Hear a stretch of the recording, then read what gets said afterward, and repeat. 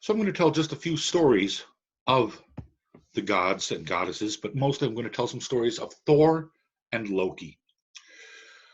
First of all, Loki did not wear horns on his helmet. No Vikings wore horns on their helmets. That's the kind of thing that German artists in the 19th century came up with because it looks cool, but it's extremely impractical. Thor also was not the brother of Loki. Loki is the blood brother of Odin, and blood brothers are a thing which barely exists these days. It's when you cut the skin of your hand and your friend cuts the skin of his or hers, and you join together, and you are then blood siblings, depending on your particular gender. We don't do it a lot now because blood passes nasty diseases. So spit brothers, air brothers, maybe these days, waving high at each other brothers. But Loki is a trickster god, and what that means is, by and large, he's making trouble for others, but he's not evil or malevolent. Some of the images that make him more like a demon are post-Norse history. In other words, when they became Christianized, a lot of the mythology got changed. And this is one of the problems in studying Norse mythology. They were not a particularly literate people. They didn't write things down just to write things down. And so by the time that things got written down, it was after the age that people were really believing in Thor and Loki and Odin and Freya and the rest. It was written by Christians who often were transforming the myths into something more like a Christian belief. Thus, Loki gets more demonized. Balder, who we will talk about again in a bit, becomes more of a Christ figure. It all gets changed a bit. So it's hard to know exactly what the Norse believed themselves as compared to what later scholars and poets said they believed. But at one point, the gods decided they needed to have some walls to protect Asgard.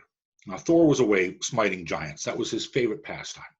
He would take his hammer Mjolnir and smash them in the head and kill them. So they decided that they would hire a blacksmith who looked like the non-giant, but turns out later was actually a giant. And he said, all I need, I can do it in 3 seasons, which is a winter, a summer, and another winter. All I want in payment is Freya, the goddess of, well, sometimes called love goddess, more like sex goddess. Oh, and the sun and the moon. That's all. That's it. Freya was not too thrilled about this, but Loki convinced them he'd get a better deal. So the builder gets 1 season, 1 winter to build everything, and they're sure that he can't do it.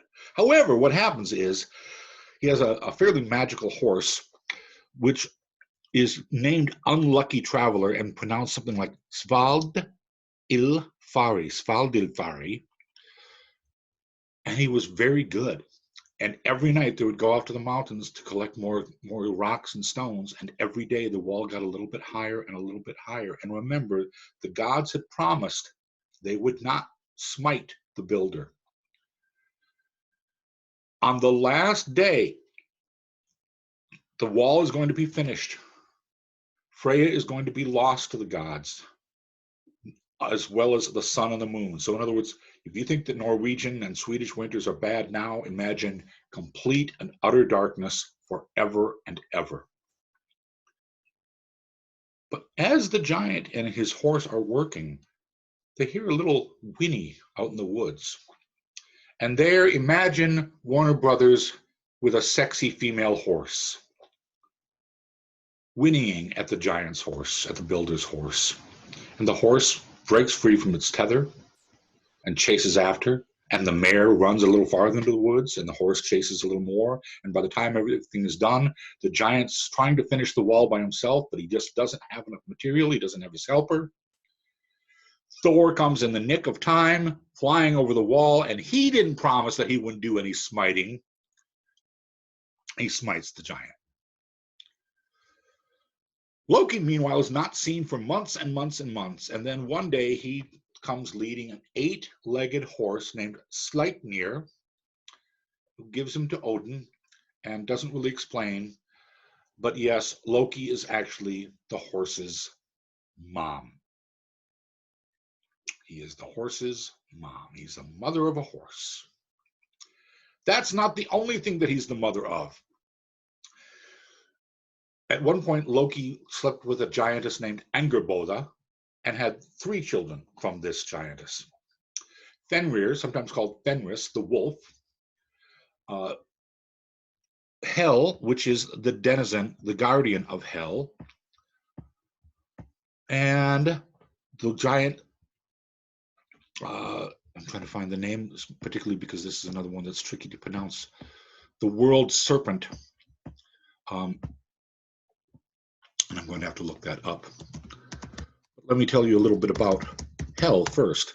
On one side, she was a beautiful young woman. On the other side, she was a corpse. So if you got her in profile, you might say, hey, and then if you got the other side, you'd say, nay. The name of the world serpent is Jormungandr, who is large, sometimes mixed up with the worm Ouroboros, which is the being which is so big that it's swallowing its own tail. Jormungandr, sworn enemy of Thor. They're going to have many adventures with each other. Fenrir, meanwhile, is dangerous, and so they decide they're going to have to do something about him. He's getting bigger and bigger every day, and they try to chain him up just to, say, hey, how tough are you? Can you break out of chains? And he, of course, breaks out of the chains, and they build some stronger chains, and he breaks out of those. And so then they go to the dwarves, who are crafty and cunning, and they make a ribbon out of things like the sound that a cat makes when it walks, and the sinews of a bird, and various other things that probably shouldn't exist. So it's just a little ribbon, and Fenrir says, okay, but before you tie me up, somebody's going to have to put their hand in my mouth in case this is a trick. And so Tyr says, I'll do it. Puts his hand into the mouth of Fenrir, because they'd been kind of friends before anyway. And they bind Fenrir with this pretty little ribbon, and he can't get free no matter how much he struggles. But he does bite Tyr's hand off. So Tyr is going to be one-handed for the rest of eternity. And these are just 3 of the children of Loki. He's going to have more. We're going to meet a couple more in a little bit when we see his ultimate fate. But so far, he's just playing tricks. We've got another story about Thor and Loki.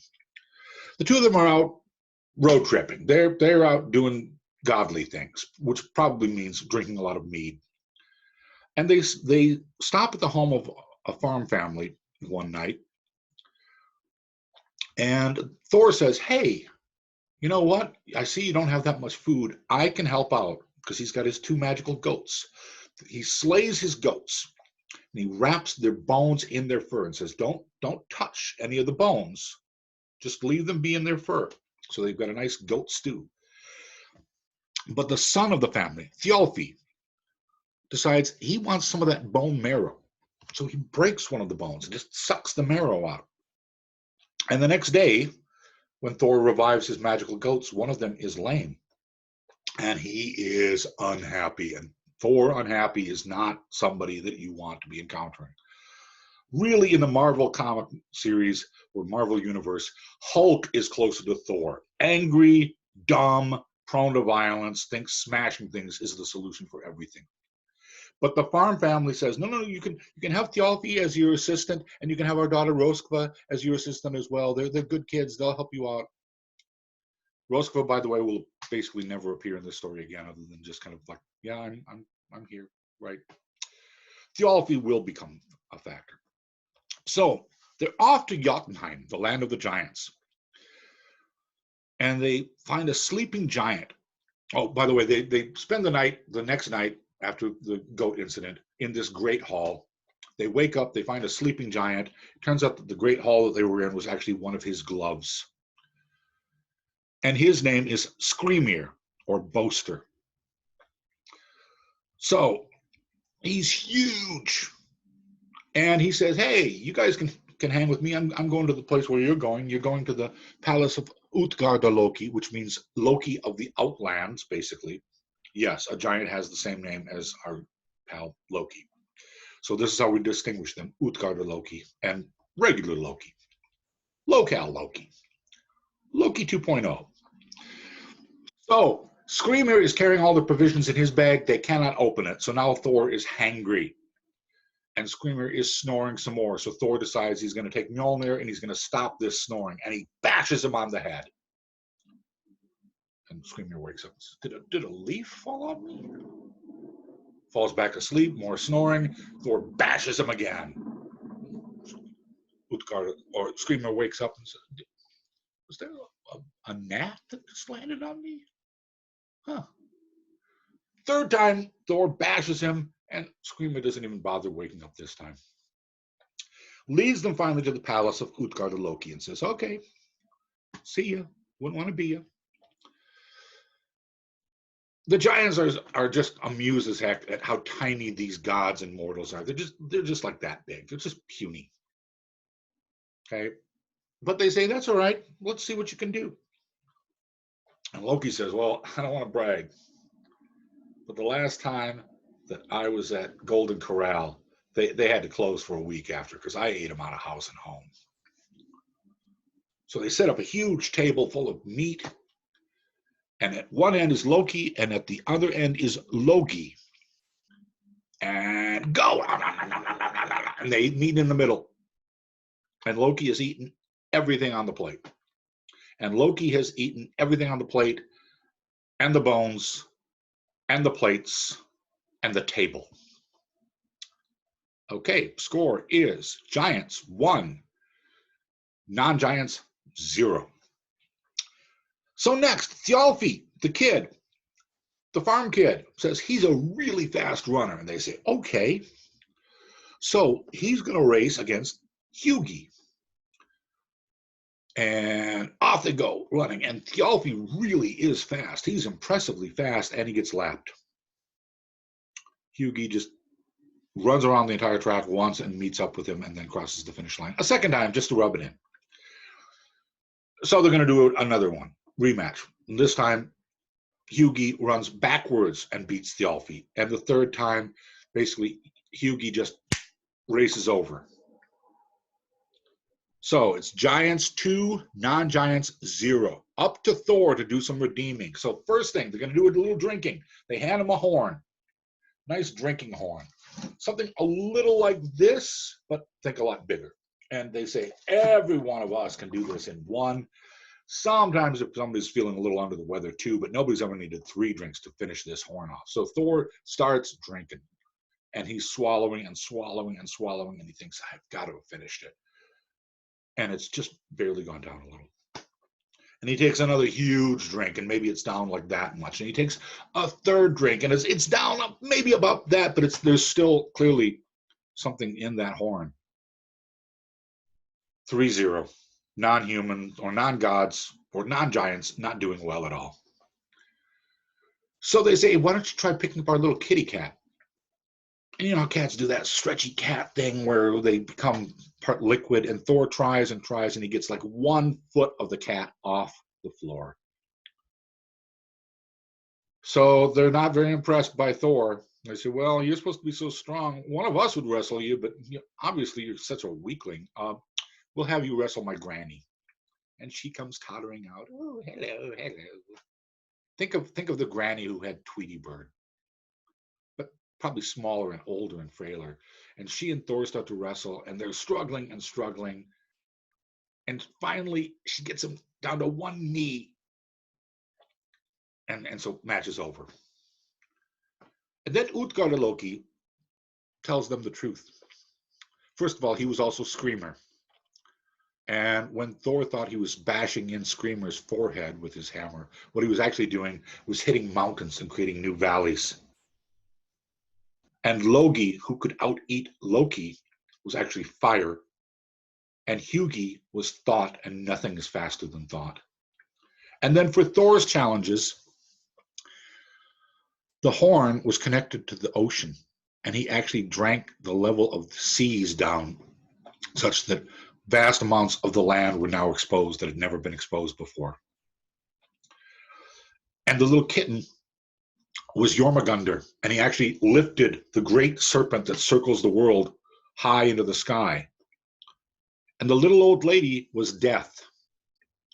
And the fact that he barely had 1 knee touch the ground meant that the gods of this area didn't ever want to see Thor or Loki or even the kids again.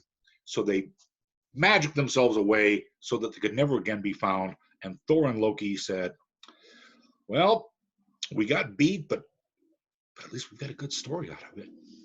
And this is one of the stories, by the way, from the Eddas, as they are called, the prose stories, which really has no moral lesson, doesn't reveal us much anything about the gods. It's just winter nights in the Norse countries are long, and so they had to have some stories. And I'm going to pause this again so we don't have too big of a recording.